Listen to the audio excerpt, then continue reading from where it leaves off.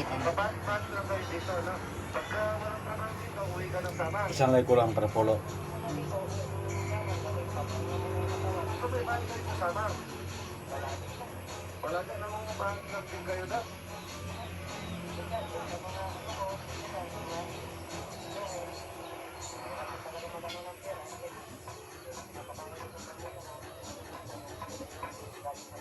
Alain pa yata ng pinanggalingan mo.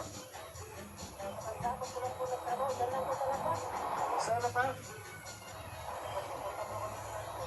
Nakabike ka lang, wala pang preno yung bike mo. Ay, di saya, nilira mo lang dyan. Kaya po kasi talagang naghanap talaga ako na na tumutulong sa akin, magbibigay sa akin ng 50 pesos. Kaso, ikaw, wala kang pera, pinakita mo sa akin yung wallet mo, as in talagang wala ka. Kasi na yung wallet mo, tingnan ko. Hindi mo na niwalang walang laman niya, baka initik mo lang yung laman niya. Silipin ko ha, silipin ko. Meron pa ng pera, 10 piso.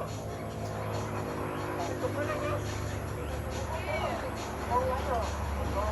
ay, hindi kasi, ano, dahil 50 pesos yung kailangan mo, kaya hindi mo na binigay, no? Oo, naniniwala ako, wala kang talaga pera. 3 piso lang yung pera mo.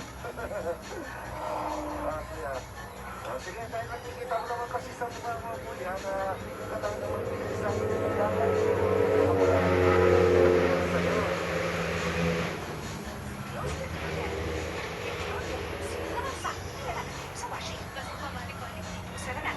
Sa'yo.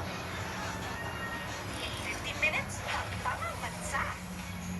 Imposible nga bansa, posible sa aga. Saan po yung mga orot? Gumagawa lang Kapit talaga sa ako ilo. ng social experiment, kaso ikaw, walang wala ka talagang pera. At sinabi ko sa akin yung buhay mo, medyo naawa naman ako sa'yo. Lalo pa naman broken family na yun. Sabi mo, di ba, di ba na yun ang asawa mo? Tapos bata pa yung mga anak mo. Kahit pagkano lang, bibigyan kita, no?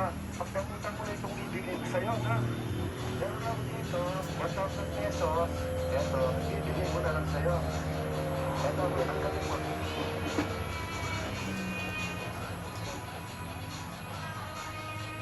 Yung pera na yan, pantili mo ng pagkain ng mga anak mo, na? Nasaan kasi yung mga anak mo, nasa pora?